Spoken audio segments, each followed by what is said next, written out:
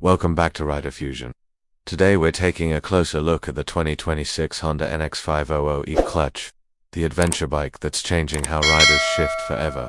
Honda's new E-Clutch tech promises smoother rides, smarter control, and zero clutch fatigue. What is E-Clutch? The E-Clutch system lets you shift gears without touching the clutch lever.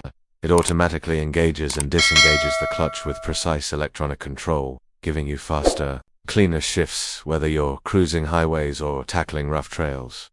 Performance and features: powered by a responsive 471cc power twin, the 2026 NX500 delivers refined torque, improved throttle response, and lighter handling. The E-Clutch pairs perfectly with its updated riding modes, enhanced suspension, and adventure-ready ergonomics. Why it matters: this bike is built for riders who want manual control with automatic convenience. Whether you're a beginner or a seasoned adventurer, the NX500 E-Clutch brings a whole new level of confidence. Is this the smartest midweight ADV of 2026? Stay tuned, subscribe, and let us know what you think of Honda's bold new direction.